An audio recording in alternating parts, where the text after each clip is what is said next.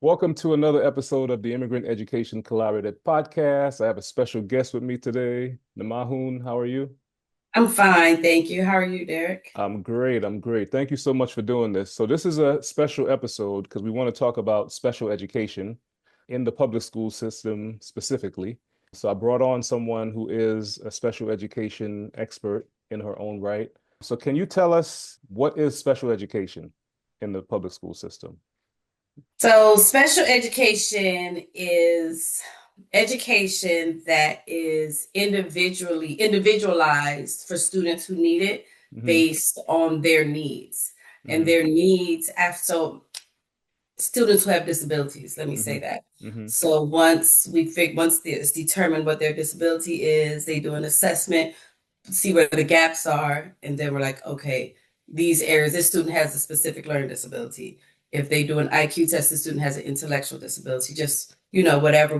I think there are like 13 categories Hmm. where students can fall in. So then they get education individualized for them. Mm. Okay, cool. So this is where we're here. If you're in the school system as a parent or even as a student, you'll hear about IEP plans, you'll hear about 504s. Can you talk to us a little bit about, IEPs and 504s? Both IEP and 504 are individualized for students based on Mm-hmm. their needs. Mm-hmm. But the biggest difference is an IEP is for a student who's been identified as having a disability. Mm-hmm. So they actually have a disability. But then there's some students who struggle. They need some of the supports, and a lot of the supports look similar to what a Mm-hmm. student with IEP would have or disability would have, but they just get a 504 plan. So it's just a plan with basically supports for that student that should be implemented in the classroom. And the another big difference is the 504 is implemented by both the special ed teacher and the gen ed teacher, but it's really followed by like the counseling department and the general ed teacher, Mm-hmm. right? But in the classroom, since we're all included, we all, provide the supports for the student. Okay. So what are some of the biggest misconceptions you think parents have around special education services? And what do you wish parents knew like on day one about special education services? Okay, so misconceptions. Mm-hmm. When you have an IEP meeting and a parent who's had an IEP meeting, any meeting you have, they give you like a parent your rights and responsibilities as a parent of a Mm-hmm. student with a disability, right? Mm-hmm. But it's like a 40-page document, right? Who they don't really sit down and go through each page, but you get it because legally we have to give it to you. So you Mm-hmm. have it. So here, you know your rights. Mm-hmm. Well, you should know you're giving your rights. Let me say Mm-hmm. that, but it's never really explained, right? So I think one misconception is that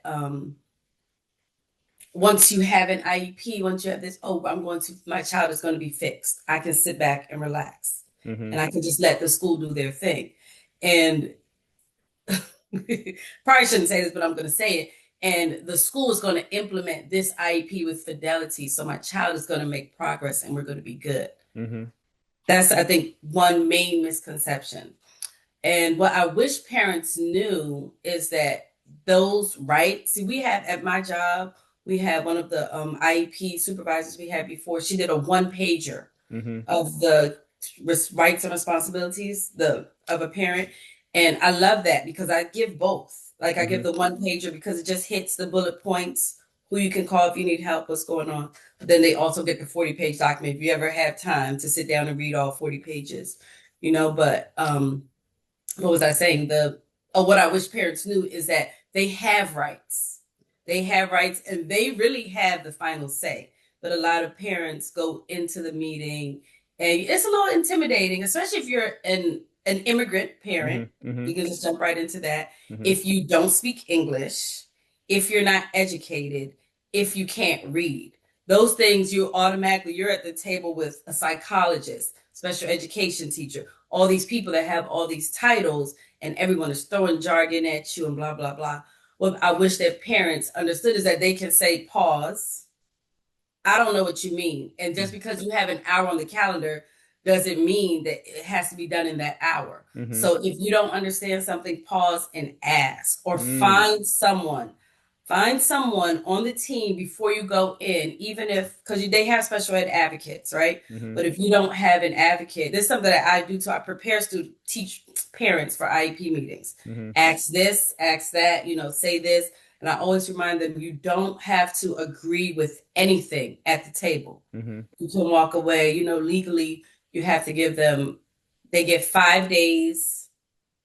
They get the draft of whatever Mm-hmm. we're talking 5 days before the meeting, and then everything is finalized 5 days after once they agree. Mm-hmm. But they don't have to agree. Mm-hmm. You don't have to, if we have a meeting scheduled for the 21st, but you didn't really understand everything, you can stretch it out as long as you want to. The team doesn't want to. Mm-hmm. They don't like to. We like to get you in and out. Mm-hmm. But if there's something that you don't understand, it's your child. So make sure you understand it before you sign off on anything. And you can change anything in the IEP. Mm-hmm. If you don't like something, you can say, oh, can we revisit that? Or can we talk? Or what does that mean? Because a lot of times we have a tendency, I've done better over the past, maybe 5 years, where I Mm-hmm. kind of make sure that I say, do you know what we mean by that? Or are you okay with this? Do you like this? Is there anything we should add? I just added my own questions just to make the parent feel a little more comfortable. Mm-hmm. No, I love that. It sounds like you're a pretty good advocate for the parent and the child. And I like the feedback because you're essentially helping to empower the parent to say, hey, this doesn't have to be done, just in this one meeting. We could take time and be deliberate about making sure the proper services are in place. Right. So my next question is, when should a parent start thinking about whether or not their child might need special education support? When's a good time for a parent to start thinking about that? Okay. So I'm a special educator, right? Mm-hmm. I've been teaching 23 years and I've only ever been a special educator. Mm-hmm. But do I believe that every student who has a specific learning disability actually has a learning disability? Mm-hmm. No, I do not. Mm. I don't, right? So I don't think that a parent should start to think if their child has a disability, unless I think it's individualized. I really can't answer that. Mm-hmm. As far as schooling goes, because there's a lot of, their behaviors, there's a Mm-hmm. lot of things that go into having a child with disability. So it's whatever, because they know their kids best. So Mm-hmm. whenever you see something that seems off, Mm-hmm. address it with the school or with whoever, with the doctor, Mm-hmm. whoever, to see how you can go from there. And then, but as far as academically goes, the moment your child has something to do at home Mm-hmm. and they can't do it independently, you need to tap. That doesn't mean they have a disability, but you need to tap in. And with all the resources, even if you're not a reader, Mm-hmm. it doesn't matter if you're educated, there's so many resources that you can get to help your child. So the moment Johnny brings home the letters and he's writing the letters backwards, you start to research, how can I help? Other ways to help my child write the letters, Mm-hmm. right? So just like parents need to be, it's not always a disability, and you can't count on the school to do it. There's certain things that parents need to do as well. Mm-hmm. Okay, I love that. So can you walk us through sort of like an IEP meeting? Like how can parents prepare and what should they expect when they come into these meetings? Okay, so the biggest thing, they Mm-hmm. have a meeting, you get the notice. I should know all these days by heart, but I have a little note by my desk. So Mm-hmm. you get the notice 10 days in advance, Mm-hmm. right? You get the notice. When you get the notice, 5 days before the meeting, 5 business days, you should get a draft of the IEP, Mm-hmm. right? Read that draft. But if you're not a reader, tell the school, I need help with understanding, like really advocating for yourself. Mm-hmm. I need help with understanding this draft, right? What are we going to talk about? Every student has a case manager, so you can contact, and the information is on the invitation and on the IEP. Contact them. And I Mm-hmm. know it's a lot, but it's your child. So it's important. And it's something that you should make the time to do. Go over that draft, make sure you understand it so that when you come to the table, that's not the first time you are hearing the information, because it's a lot of information. Mm-hmm. And then as you're going through, and I help parents do this now, there's some I provide a service to help parents like prepare for meetings, what to say, what to ask, go through and write notes on the draft. Mm-hmm. So that when they're going through, because we as sped teachers, because we got stuff to do. So we have a tendency to, okay, you understand that, mom, you're good? Yes. It's very rare that you get a parent that says, no, can we wait there? Mm-hmm. We're good. We just flip through, flip through, flip through. Mm-hmm. Then sometimes the parents will come on and say, because the school will send a time. We have a meeting September 21st at 9 o'clock at the IEP meeting. And you know you have to work at 10 o'clock. So you're like, okay, I'm gonna just do it in the car real quick. Mm-hmm. Choose a different date that works Yeah. for you. Yeah. Don't do that Mm-hmm. because we love those parents because we can get through the meeting quickly, right? Yeah. And move Yeah. on with our day. But that is not good practice. I think better practice is choose a date where you know you can sit down and really go through and understand everything Mm-hmm. to help your child. So that's two. And then come with those questions. And once you ask the first question, everyone kind of straightens up anyway because Yeah. they know you read the draft Yeah. and they know we're going to have to go through this bit by bit. So Mm-hmm. there's certain questions like I tell parents what questions to ask during a meeting, and then it does. I've always gotten the feedback from them that it was helpful to them, and they got a different response from the Mm-hmm. team. Mm-hmm. And then so read the draft and make sure that you get the draft that 5 days before, right? Because legally, there are Mm-hmm. federal laws around special education. You have to get the draft 5 days before, 5 business days before the meeting. Mm-hmm. But again, as teachers, sometimes you get it the day before.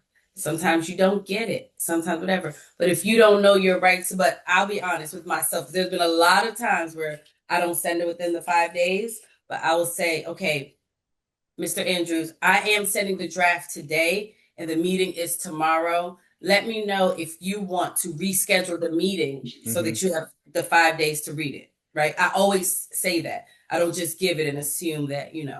So there's been a few times where parents are like, okay, yes, let's cancel and let's, redo it. Mm-hmm. But very rarely, right? But I always offer that.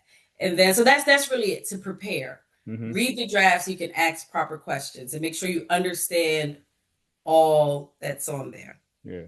No, I love that. This is really good feedback, and I appreciate you, like taking your time and fleshing it out for us. So let me ask you this: what are the most important parts of an IEP that parents often overlook, but they shouldn't? So the most important part, Mm-hmm. this is just a really good question Mm-hmm. because this is the part that I always, when I send home the final copy and when I send home, I highlight this part. Mm-hmm. Mm-hmm. I work in PG County, so we call it supplementary aids and services. Mm-hmm. So it's where the SD, see here I am with jargon, and we call it SDIs, but it's specifically designed instruction Mm-hmm. is labeled for your child. So this is where it's like everything else is the goals. Derek needs help with reading comprehension, he needs help with math calculation. That's fine. Mm-hmm. But how do we help him? That's under the supports. So we make sure that he has a calculator, Mm-hmm. even on a non-calculator section of a test. Mm-hmm. Derek needs a calculator, right? We make sure that when he's writing, I teach middle school, so I'm just going off of that. When he's writing, he has a word bank to choose words to write his essay, right? Mm-hmm. There's Mm-hmm. little things like that every student doesn't get, but it's like specifically designed for your child's instruction. Read that, Mm-hmm. put it on your fridge. You could throw the rest of the IEP away. Put it Mm. on your fridge and implement that at home. Mm-hmm. So if Derek is getting a calculator Mm-hmm. at school, even on non-calculator sections, when you send him to the store and you need to change, make sure you have your calculator on your cell phone, right? Or you're at the register. How much change should I get? Use your calculator and pull it out. Because then Mm-hmm. you're teaching Derek how to use a calculator and he's practicing those math calculation skills. So then when he goes back in that, because we do quarterly progress, right? Mm-hmm. And then every year when it's time to reassess, let me see if Derek still needs math calculation. I'm going to give you a informal assessment, right? But now, because you've been practicing it at school and at home, your skills have improved. So Mm-hmm. Derek doesn't necessarily need this math calculation goal anymore. But I'm Mm-hmm. going to keep the calculator for him, but remove the goals, Mm-hmm. Mm-hmm. right? Because I know the calculator supports him. So that support section really, really Yeah. helps. And what people don't know, or what people don't talk about, is that when the IEP was designed, it was designed for 1 year. Mm-hmm. So if I individualize his or her education for 1 year, they're going to catch up. Mm-hmm. But again, that's only if the IEP is implemented with fidelity. Mm-hmm. And people are on IEPs from first grade through 12th grade. Mm-hmm. No, I love that. So a lot of what you said like one of the key component really is the continuum, right? Like this is what's happening in school, and make sure when the kid comes home that we're still following the same, specific practices at home. Yes. Yeah, to keep it Yes. consistent. Yes. So we're not starting over when the kid comes back on Monday from a weekend. Yes. And I have a handout that I created for this because I did a teacher training this year on this. Yeah, yeah. And I'm going to give it to you so you can attach it so that parents can have it. Oh no, Just that for the that most common accommodations. yeah, Yes. definitely. We'll put that in the description. Here's a quick question for you, right? How can parents tell if the IEP is working, right? And what should they do if it's not? How can they tell if it's Okay. working? So they have goals and objectives, right? Mm-hmm. Mm-hmm. Look at the goals and objectives. Can they do this? Mm-hmm. It's 2025, right? Mm-hmm. So even if you're not a reader, if you don't speak English, there's Google Translate. Mm-hmm. You can't read, hey, Siri, help me find, and you can read it to them. You can read it and Yeah. they'll produce worksheets. Mm-hmm. Give your child that worksheet. Mm-hmm. You can see, do they know this objective? That's very specific and very Gotcha. targeted, right? But Absolutely. the other thing is like on that supports page, again, that's why I said put on the fridge. Does Derek know how to use a calculator? Does he even know what a word bank is? Does he Mm-hmm. know how to use a dictionary? Does he know how to use a highlighter for Mm-hmm. notes? You get it? So just Mm-hmm. like reading the document and seeing, is this, can he do these things? Is he making any progress? Then Mm-hmm. if it's not, this is in those rights and responsibilities. The parent at any time can stop services and can call an IEP meeting. Mm-hmm. I noticed that Derek is not making progress with using a calculator. Can we revisit this and see how we can change? We can amend the IEP. You can Mm-hmm. amend the IEP as many times as needed. No, I love that. So, and that runs us into my next question, which you sort of answered, but I'm gonna give you the question anyway, right? So what rights do parents have that they may not realize?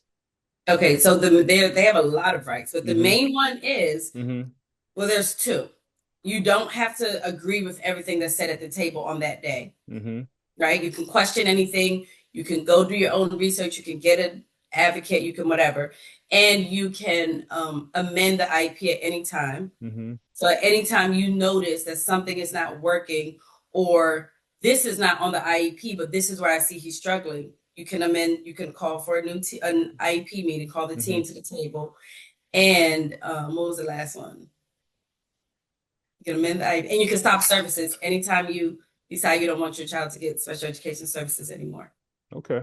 And the next question, so a lot of these questions that I have for you, you're kind of answering them as we go. So how often should an Mhm. IEP be reviewed or updated? I know you said before, like initially IEPs were put in place for a whole year, but how often should they be updated, reviewed, and what are the warning signs that parents should look for to know if they're working or not? So we do an annual review of the IP. Mm-hmm. It's a 1 year plan, Mm-hmm. right? So if we write it today, if we sign off on it, close it on June 21st, by June 21st of next year, Mm-hmm. you should have a new IEP, Mm-hmm. right? But quarterly, you get an IEP progress report, Mm-hmm. which comes with the report card or Mm-hmm. around the same time as the report card. So your report card is based on how you're performing in class, Mm-hmm. but your IEP progress report is how well you're making progress on these goals. Mm-hmm. Mm-hmm. And that addresses how well the supports are working. Right. Like, are these supports appropriate? So reading that is important too. Mm-hmm. Reading it and making sure that you agree with what's being said. Because a lot of times, I'm probably hanging myself right now, but it's real. Making progress. Derek is making progress. Derek is making progress. Derek is making progress. I'll give you an assessment, a quick assessment Mm-hmm. to see. But a parent may see something that, like, Derek does not know how to use a calculator. You get it? So they Mm-hmm. can say, hey, Ms. Songweaver, you sent this note home saying that Derek is making progress, but we went to CVS, he doesn't know how to use a calculator. And you start that conversation, Right. right? Because if not, even if we don't come to the table, that's going to make me know, like, I better get on that calculator stuff with Derek. Right, right, right. So that's really the parent being vigilant at home and sort of, checking in, reading the quarterly report and making sure, almost assessing at home also to see how accurate this is, right? As opposed to Yes. just, okay, we had the IEP meeting, we're just going to wait for the yearly review. Um, during those quarterly reports, you can check in and see how they're doing. Okay, so Right. can you help parents understand what does a child need? Like when does a child need a 504 versus an IEP? So if a child doesn't have a disability Mm-hmm.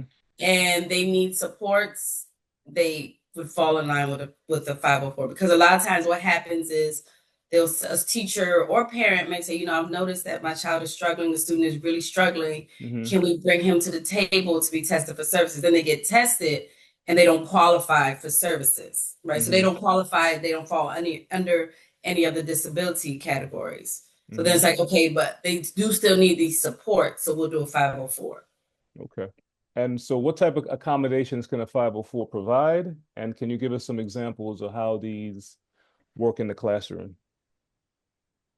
So the accommodations that a 504 can provide are similar to what an IEP would have. Mm-hmm. So some might be preferential seating, Mm-hmm. right? For kids who have behavior stuff, you got to sit by the teacher. When you're sitting by the teacher, not on your own, you're good, Mm-hmm. right? Which doesn't mean you have a disability, just means you need to be seated by an adult.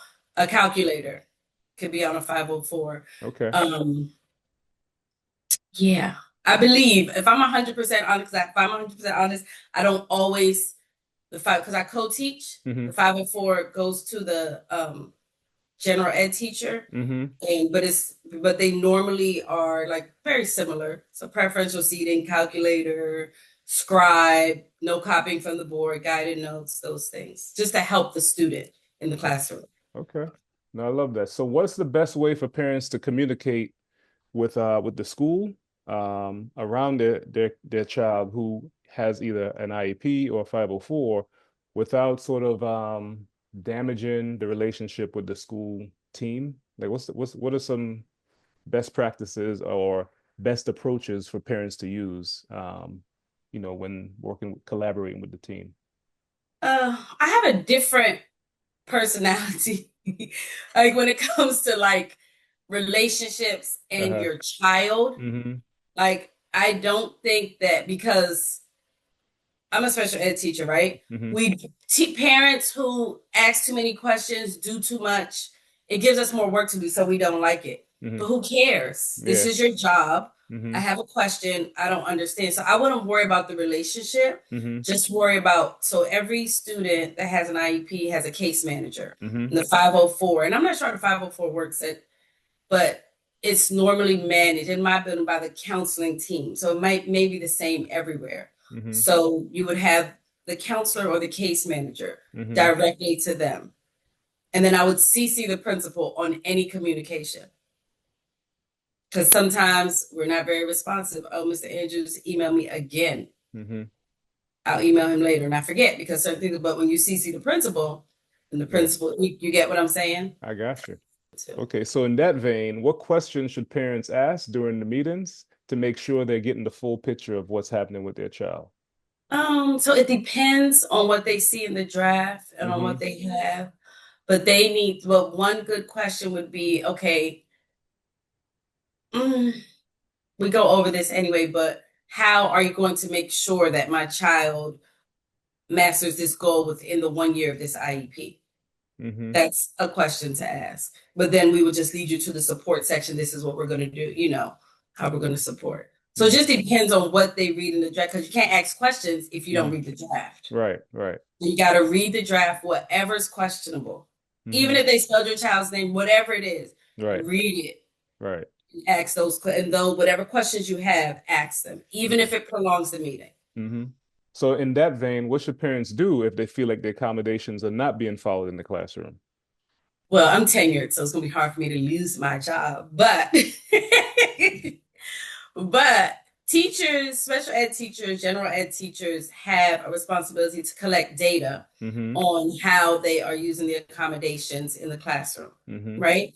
So where I work, they don't say how many pieces of data you are supposed to collect throughout the quarter, but I know the best practices is at least three, Mm-hmm. right? Per quarter. Mm-hmm. So it's not that I'm not working on you with the calculator every single day, but I'm only saying, okay, on Wednesday, I'm going to document. Well, okay, he was working on these problem solving. He was given a calculator. He didn't use it. He used scratch paper instead. So that data collection. So what they can say is, can you show me data on how you're providing the accommodations in the classroom? Mm-hmm. Okay, I love And that. this gets a lot of school systems hemmed up because, again, my job this year, we started a data collection day because it's such an issue. So we Mm-hmm. have a day where we are collecting our data, analyzing our data 1 day per month. So as SPED teachers, we get 10 days where we pull out the class to analyze data. That's how important it is. So parents, when you ask for that, Mm-hmm. that is going to tell you a lot about what's happening in the classroom. Mm-hmm. No, I love that. All right, so here's a good one. What tips do you have, right? So how do you help parents like help their child, right? Understand their learning differences in a positive way. Like how do you help parents, like communicate that to their child, that, they have a learning difference, but do that in a positive way. What are some tips you have for parents around that? So I like a straightforward approach, Mm-hmm. right? Because there's a lot of negative connotation around special education. Mm-hmm. Like even at work, the kids, mind you, I'm a co-teacher in the classroom. So the kids are Mm-hmm. like, oh, you special ed, you this, you that. And I'm like, no, I'm special ed. I'm a special educator and I'm your teacher. So it's so kind of like, just like a very direct approach. Mm-hmm. You have a learning disability, right? This really telling them Mm-hmm. this is what we're working on with you. So you're at school, they're going to work on you with Mm-hmm. this. Or maybe let's do speech, right? Mm-hmm. Because speech is where you'll get pulled out or someone will Mm-hmm. come in and work with Mm-hmm. you. Mm-hmm. You have problems with your speech, right? This is what we're working on. How you say this, how you pronounce your letters, how you pronounce certain words. So I'm going to work with you at home, and the speech lady's going to work with you at school. This is just to help you be better, Mm-hmm. Mm-hmm. right? So it's not like a negative thing. It's just telling them the truth and with what's going on. So let me ask you this about transitioning, right? As let's say you're in middle school, so how do you help your students transition from middle school to high school, the ones who have IEPs and 504s? Okay, so I teach seventh grade, Mm-hmm. right? So they go to high school, they go to one more year in middle school, and Mm-hmm. they go to high Then they school. go. Yeah. I just kind of remind them that I tell them what their supports are, and I tell them to advocate for yourself. You have to ask for it. Make Mm-hmm. sure you know what you need so you can ask for. Like we have a rule where you can't do more than 8. Well, it's best practice to do 8, but some kids need more. Mm-hmm. So it's like when you're in math class, I tell my students, when you're in math class, social studies, science, or even if you're in PE, if they're expecting you to calculate anything, ask for a calculator. So Mm-hmm. just teach them to advocate for themselves for what they need in the classroom. And I know we talked about transition, right? Because I know in the IDEA Act, where they talk about preparing, I guess high school kids or kids who are by the time they turn 16, they have to start, looking at transitioning, right, as they become full adults. Do you like what do I know you work in the middle school, but what have you do you have any experience with some of the kids that you've worked with and how they're doing after high school, the ones who, had IEPs? So you mean like transition thinking about a career? Yeah, like leaving high school, like Okay. life after high school. Okay, so that actually starts at age 14. Mm-hmm. So if the student is going to be 14 before the end of the IEP, we have to Mm-hmm. do that transition section Mm-hmm. where we do like a what is it called? A career inventory. Mm-hmm. So if I know you're going to be 14 by this time next year, it's mandatory on the IEP. Like you can't close it if you don't do that section where I talk to you about what do you want to be when you grow up? And if you Mm-hmm. don't know, whether you know or not, I'll document that. And then you still do the career inventory to give Mm-hmm. you options. And then there's a goal section on there where you work with the counselor or whoever to do certain things. I normally put on there to research how to get there, what education is required, what the salary is, and what alternative Mm-hmm. to those are. And as far as keeping in touch with kids that go to high school, I don't keep in close touch, Mm-hmm. but thank you for social media. I'm able to see Yeah. a few students. I taught ED for 13 years. Mm-hmm. So a few of my students have, become successful. Like we did saw one of my students was a chef Mm-hmm. on the Spirit of Washington. We did so that was nice to see Yeah. them, where they kind of, like I said, like remember the specific learning, everyone doesn't necessarily have a specific learning disability. Mm-hmm. They just need more support, right? Mm-hmm. So they kind of outgrow it, I Yeah. guess. Yeah. Okay. So what are the most important things for parents to remember, like during those challenging times when they're supporting their child, um, in special education? So you mean like at home? At Or home with the school, just the frustrations that may come with the process, with just going through, because the child is also growing, right? Like they're going yeah. through different stages of adolescence. So So I think a really important thing is to focus on what is at hand at the moment. If we're working on math problem solving, mm-hmm, right? mm-hmm, And we're focusing on you using the calculator, mm-hmm, right? But you are struggling with reading, and I know you know these words. mm-hmm, Don't focus on that. mm-hmm, Read it for them and get to the calculation part, mm-hmm, right? Okay, so let's look for the keywords because with math problem solving, we're looking for keywords and getting to what operation we need to use. Let's do that. But a lot of times, mm-hmm, parents will say, if a student's stumbling over words, Johnny had, why are you reading so slow? Why are you doing da da da da da? And then the kids get frustrated, you're frustrated, then you never get to what you're working on. mm-hmm, So it does, of course, it takes skill, but if you're focused on math calculation, focus on math calculation. If you're focusing on reading, focus on reading. You mm-hmm, get what I'm saying? So just like making sure that you don't address every single thing along the way, mm-hmm. that you're focusing on where you want them to grow. So earlier you mentioned one of your former students who works as a chef on the Spirit of Washington. Can you share some other examples of how special education made a difference in some of the students that you worked with? Um, I don't really have any, Yeah, like, I don't really follow through all the way to see what happens next, yeah. Or you right? can talk about like during the But year that they work with you also. You know what I mean? okay, Yeah. okay, I can speak to that. So I've Mm-hmm. seen some students, I've had some students, Mm-hmm.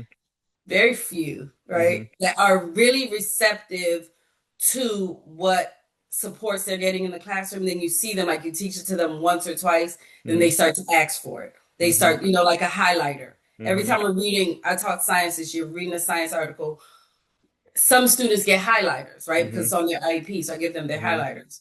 But then other students, oh, I want a highlighter. And then even sometimes I just hand out the article, then they're like, oh, I need a highlighter. I need to get a highlighter. So I Mm-hmm. see them using their supports that way, then you Mm-hmm. see their growth, Mm-hmm. right? You see their growth because they have what they need, you can see their growth. The one thing that is in common with all those students Mm-hmm. is they have parents that ask questions, Mm-hmm. advocate for them, Mm-hmm. that show up. So a Mm-hmm. big part of it is showing up. And once they know that someone is behind them, holding them accountable, the kids show up for themselves for the most part, of course, Mm-hmm. because there's a few. Okay, no, I like that. So tell me, in the 23 years that you've worked in special ed, what are some of the changes that you've seen in recent years, and what improvements have you seen?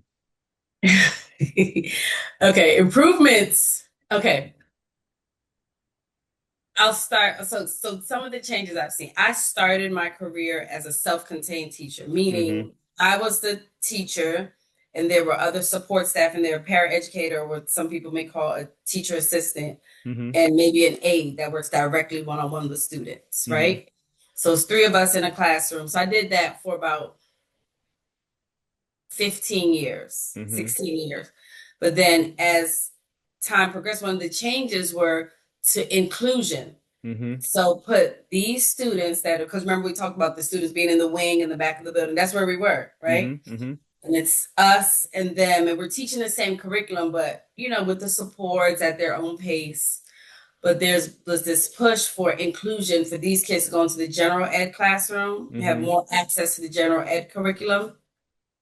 I was still self-contained while this was happening, but I wanted to be because on paper it looks like, oh, there's a general ed teacher, special ed teacher, the kids are included. We're both doing the work. Mm-hmm. So the kids will really get what they need times two.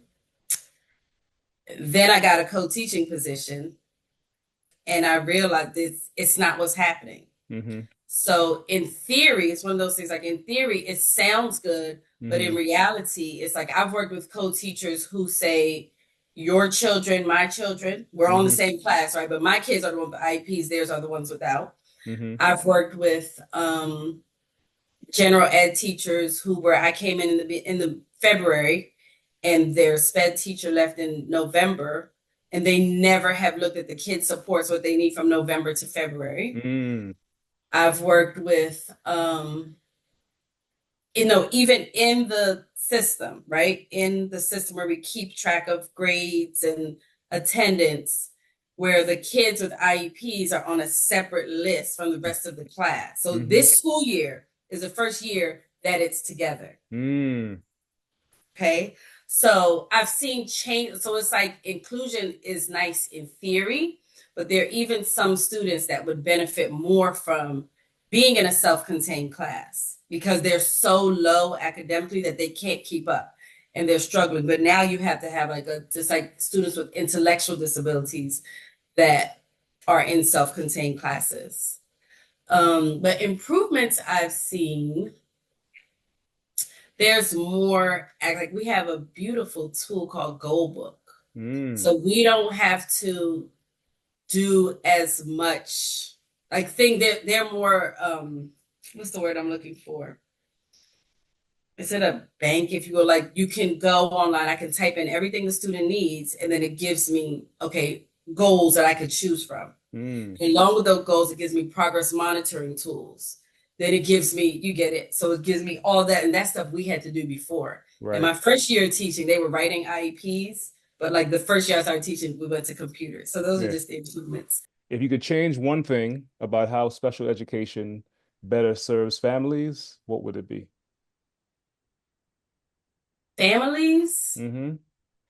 And including the kids, So students, I can students. answer Mm-hmm. right Mm-hmm. away. Yeah. Just holding everyone that is legally responsible, Mm-hmm. holding them accountable to do their jobs, Mm-hmm. which is to implement the IEP with fidelity. Mm-hmm. That's it. Because right now, as it stands, only the SPED teacher is held accountable. Okay. All right. And then And for families, you said one thing I would change for families. mm-hmm. I guess I would make the process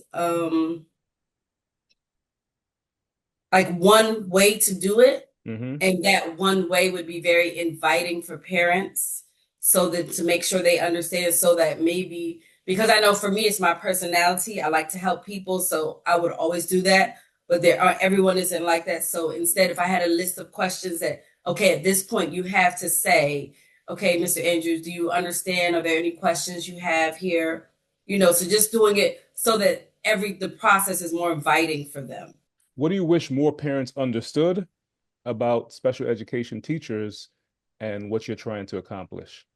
I wish more parents understood that we are partners. Mm-hmm. So, what we're doing at school needs to be mirrored at home to see that progress. Mm. That's really the biggest thing I wish most parents understood that they don't. But a lot of immigrant parents Mm-hmm. depend on school Mm-hmm. because in most countries, school is school, home is home. Mm-hmm. The two aren't connected. So, I just wish they understood that they have to do their part too. Whether Mm-hmm. your student has an IEP or not, you have to do your part, Yeah. right? And helping them where they need help. And if you need help, ask for help. No, I love that. So, Nemahun, a lot of what we do when we do these interviews, right? We look at um, going through the education system from the perspective of an immigrant or the child of an immigrant, right? And we look at it through the three Ps, right? Through your personal experience, your professional experience, and then also as a parent. So with you, we started off at the professional level. So just walk us through your personal journey, being a child of immigrants, and tell us like how you got to special education, like how you found special education or how special education found you. Okay, so as a child Mm-hmm. of immigrant parents, I'm the youngest, right? Mm-hmm. Mm-hmm. So I watched my brother is 6 years old, 6 years older than me. Yeah, my brother's 6 years older, my sister is 4 years older than me. Mm-hmm. So I kind of watched them, watched what Mm-hmm. my parents did with them, Mm-hmm. and I kind of just followed suit. And the message that I got continuously is school is not optional. Mm-hmm. Doing well is not optional, and you're not doing anything extracurricular. You're just going to school, Right. right? I just remember that from seeing my siblings being raised, right? So I took just a lot from that. And then thinking about like, I went to boarding school. I Mm-hmm. went to boarding school at 12. Mm-hmm. And for foreign parents, that's common. My mom went to boarding school. My grandmother went to boarding school. All my aunts went to boarding school. It's very common, Mm-hmm. right? But it's not a common thing here in the States. So I went to boarding school. There was a lot of chatter, in the Mm-hmm. family about it. But I went, but even though I was in Pennsylvania, my mother was here, I Mm-hmm. never got in trouble. I was there from eighth grade to 12th grade. I Mm-hmm. never got in any trouble Mm-hmm. because whatever was embedded in me from home from my parents, I just took that with me. So Mm-hmm. that was a big thing of, and then a lot of there were a lot of African students there, a lot of foreign students there. You see the same type of behavior because they know like there's a standard that's set for you. You Mm-hmm. have to graduate, and you have to go to college, Mm-hmm. right? I don't have 1 red cent saved for you to go to college, but you're going to college, Mm-hmm. right? So just that message that you have to be educated. Education is your safeguard, and both my parents are educated, so it wasn't really, I don't remember, like I look at the kids now, how they have the options and some go to college and drop out, and I almost got kicked out of college for having too much fun, Mm-hmm. right? But I knew that this is going to be, I can't drop out of college, this is, I have to keep going. So just thinking about what they embedded with me about how important education is and just Mm-hmm. following through. So I went to college. I went to Howard my first year, right? Mm-hmm. And I went there for radio, TV, and film. I wanted to be a journalist. Mm. I still want to be a journalist, Yeah. but I want to be a journalist.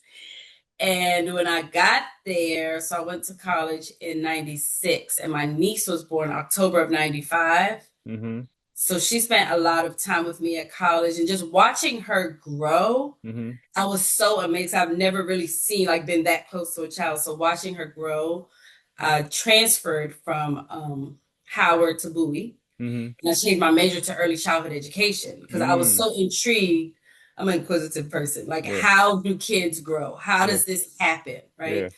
So at Bowie State, when you do early childhood education, you have to minor in special education. Mm-hmm. So when I went to my internships, student teaching, we had to do a part of general ed, a part of special ed, and I fell in love with the special ed piece. So that's how I ended up being a special ed teacher.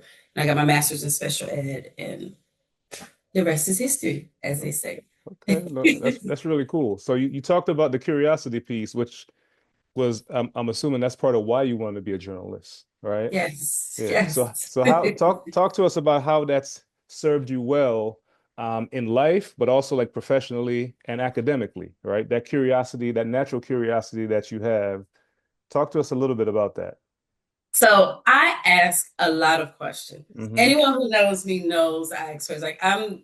Like if I'm out with my friends, before we go in anywhere, they're like, don't ask too many questions. Yeah, yeah, Just go with it. yeah, Or sometimes they'll say, make sure you ask enough questions so I can figure out blah, blah, blah. yeah, So I'm just an inquisitive person. I don't like to make assumptions. yeah. So I'll probably ask what everyone else wants to ask, but doesn't have the guts to ask. Mm-hmm.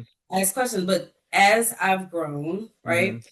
I've learned that highly intelligent people ask questions. Like this is Mm-hmm. the research shows that people who ask a lot of questions know a lot of information and they're very intelligent Right. and they're creative because they know a lot of things. Mm-hmm. So it has helped me it has helped me professionally because I'm not afraid if, especially like standing up for kids with special needs, standing up for parents. I'm not afraid to ask questions. Well, why don't we do this? Why Mm-hmm. don't we consider this?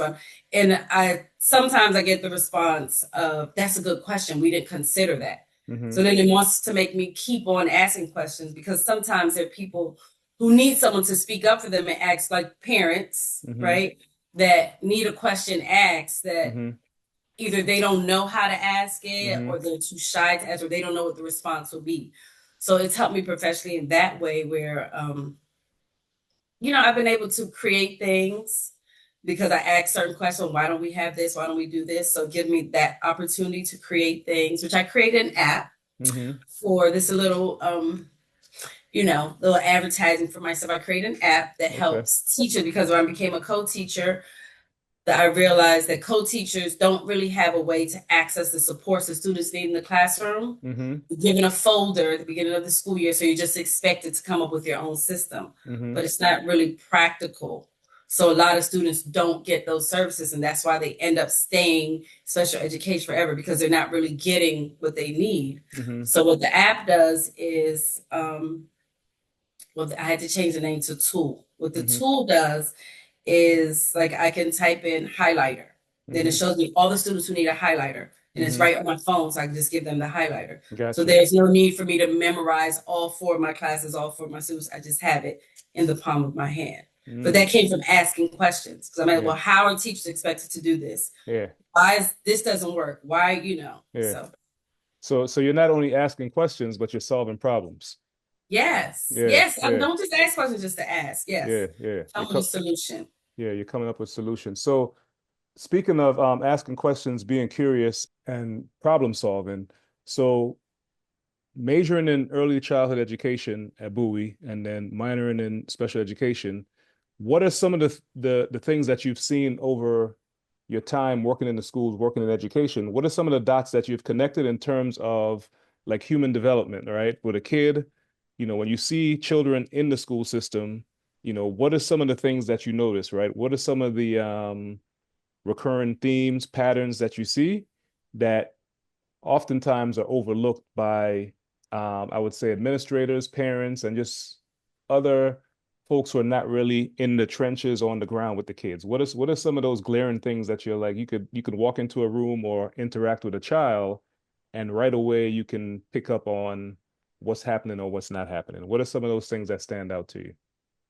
So I think some of the things that stand out are like relationships Mm-hmm. amongst students and staff. I hope I'm answering the question properly. Yeah. But I think that teachers and parents, we don't really consider the importance of building that relationship Mm-hmm. and how it impacts their learning. Yes. Because students and research shows that students can't, especially difficult students, right? Mm-hmm. Can't students that don't want to come to school, students that stay up all night taking care of siblings, students Mm-hmm. that don't eat dinner on the weekends, only eat free lunch. They can't really learn from you if they don't think you care about them, if you don't have a relationship with them. If you Mm-hmm. can't pick up on, if we have an essay to write, Mm-hmm. and Derek, I know that Derek plays basketball, and I teach seventh grade, and I have students that go to work on the weekend, Mm-hmm. right? I know that he's tired. If I say, Derek, you have to write this essay, or if I don't say, you know what, you look a little tired, I'm going to give you till Friday. It's due today, but I'm going to give you till Friday. So just building those relationships Mm-hmm. so that you can get the most out of the student.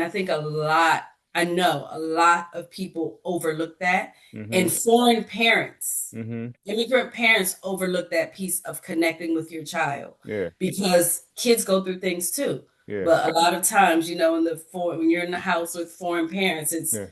your child, it doesn't matter. And Mm-hmm. people have this false belief that kids are resilient. Mm-hmm. They'll be fine, Yeah. right? But I told you I worked with the ED population, Mm-hmm. right? So if I taught 100, I'm just giving a number. If I taught 100 emotion disturbed students, I would say three of them had Mm-hmm. an actual emotional disability, Mm-hmm. right?